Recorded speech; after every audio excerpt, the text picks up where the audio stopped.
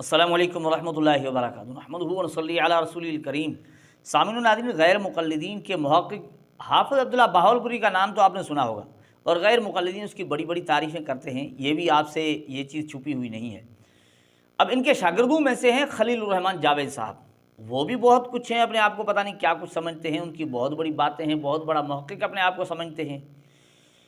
तो ये खलीलुर रहमान जावेद और वो नूर टीवी जद्दा वाले आकिल, जिनके आपने मसाइल सुने ना कि वो क्या उम्मत को यानी इंसानियत को, मुसलमानों को क्या पैगाम दे रहे हैं कि भाई शर्म गाहों को किस तरह इस्तेमाल करो, यहाँ तक कि चूमो चाटो मुंह में डालो, पता नहीं क्या कुछ। वो अब ये वहाँ गए हैं, यानी उनसे मुलाकात हुई है खलीलुर रहमान जावेद की जिद्दा में आकिल साहब से। आकिल साहब ने वहाँ इनसे इंटरव्यू लिया, या यूँ समझें बस इंटरव्यू से समझ लें, इंटरव्यू लिया। वहाँ उनसे उन्हें ये दरख्वास्त की कि आप कोई हाफ़िज़ अब्दुल्ला बहावलपुरी का हमें कोई वाक़या सुनाएं। तो खलीलुर रहमान जावेद ने वहाँ वाक़या सुनाया। इनके अब्दुल्ला बहावलपुरी, इनके जो मुहक़्क़िक़ गुज़रे ना अब्दुल्ला बहावलपुरी साहब, जिनको अच्छी तरह पछाड़ा था क़िराअत खल्फ़ल इमाम के मौजू पर मौलाना मोहम्मद बिन सफ़दर ओकाड़ी साहब ने खूब पछाड़ा था, खूब यानी उसकी क्लास ली। और वहाँ पता चल रहा था कि इनके बड़े मुहक़्क़िक़ के पास इल्म कितना है। उसको ये भी पता नहीं था कि एक तफ़सीर बयान कर रहे थे, उस आयत की तफासिर कितनी है, क्या है, वो भी नहीं मालूम था। बहरहाल तो उस मुनाज़रे में तो पता चल जाता है। लेकिन इनके अब्दुल्ला बहावलपुरी का ये किस्सा बयान करते हैं कि भाई किस तरह जो है ना वहाँ पढ़ाते थे, किस तरह पढ़ाते थे। बात करते करते आगे जो उन्होंने बात की, उसमें चंद बातें ऐसी आ गई हैं जिनसे गैर मुक़ल्लिदीन की ज़हनियत का पता चलता है। वो हम आपकी खिदमत में रखना चाहते हैं। खलीलुर रहमान जावेद बता रहे हैं, आप सुन लीजिए ताकि हमें पता चल जाए कि गैर मुक़ल्लिदीन का आखिरकार, हम सोचते हैं ना कि उलमा की मुखालफत करते क्यों हैं, और हमें यह भी पता चल जाता है कि गैर मुक़ल्लिदीन के उलमा भी ऐसे क्यों हैं, ये भी पता चल जाता है।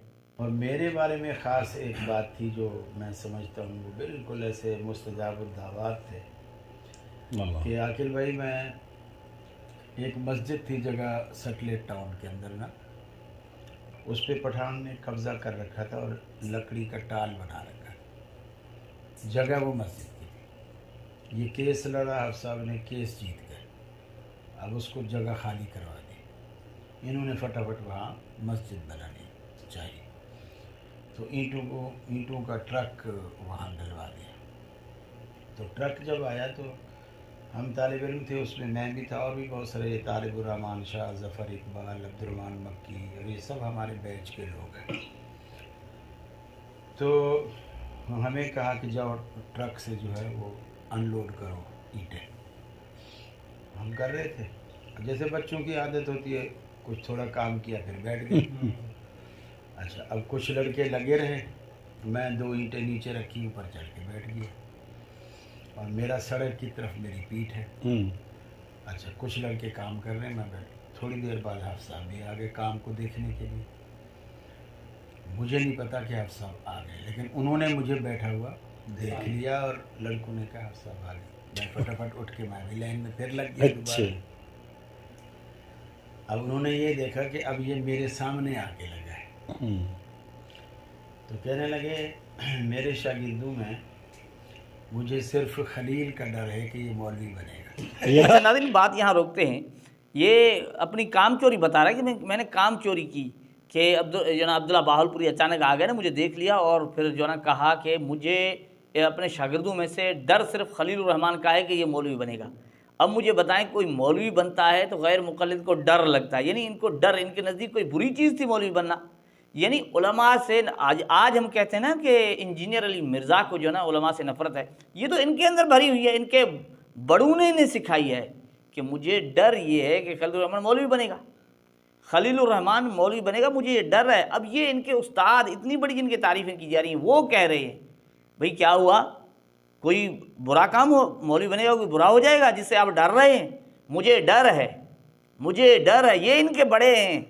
डर क्या है कि खलीलुर रहमान मौलवी बनेगा। कोई मौलवी बनता है तो गैर मुक़ल्लिदीन के मुहक़्क़िक़ को डर लगता है और उनके लिए नज़दीक गोया कोई बुरी चीज़ है। चलें आगे सुने।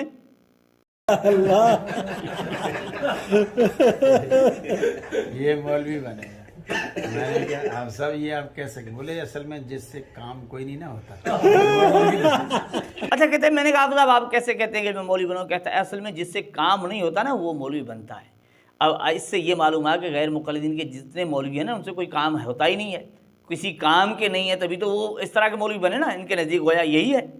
यानी कोई वो काम नहीं कर सकता, वही मौलवी बन सकता है। अब आप अंदाज़ा लगाएं कि उलमा की इनके नज़दीक कितनी अज़मत है, उलमा को ये क्या समझते हैं, और ये खाक उलमा का एहतराम लोगों को बता। तभी तो ये तालिबुर रहमान भी कहता है ना कि ये मौलवी जहन्नम में जाएंगे, ये मुफ्ती, ये मदरसे वाले, इस तरह के उनके बयानात हैं कि यानी वो कहते हैं कि जहन्नम में सबसे बदतरीन मखलूक होगी ये मौलवी। ये तालिबुर रहमान कहते हैं, पिछली हमारी वीडियोस मौजूद हैं पुराने चैनल पर मौजूद हैं, वो आ जाएंगे इंशाल्लाह, आगे सुने। और बाकी मेरे जितने साथी थे, तालिब रहमान शाह, जफर इकबाल, प्रोफेसर सुमंदरी वाले थे, ये सारे प्रोफेसर हैं कॉलेजों में ना, कॉलेजों में, यूनिवर्सिटियों में, एक मैं ही मौलवी। या अल्लाह या अल्लाह। अच्छा नाज़रीन, ने कहा कि और जो हमारे साथी थे जिसमें तालिबुर रहमान है और ये वो कहते हैं वो सारे प्रोफेसर तो हैं लेकिन उनमें कोई मौलवी नहीं, मैं ही मौलवी बना हूँ। अब आप अंदाज़ा लगाएं, ये वो बताना चाहते हैं उनकी दुआ कबूल होगी, लेकिन आप अंदाज़ा लगाएं कि जो लोग कहते हैं कि तालिबुर रहमान इतना बड़ा मुहक्किक है, फलां जो ना तालिबुर रहमान ने ये इतना बड़ा इल्म रखता है, ये तो कहते हैं वो मौलवी नहीं है, वो तो आलिम ही नहीं है, वो कोई प्रोफेसर है, वो आलिम है ही नहीं। तो अब तक गैर मुक़ल्लिद उसको उलमा में शुमार करते रहते, ये झूठ था या उनकी बेवकूफ़ी थी। अल्लाह जल्ल जलालहू हमें गैर मुक़ल्लिदीन की हकीकत को समझने की तौफ़ीक़ अता फरमाए।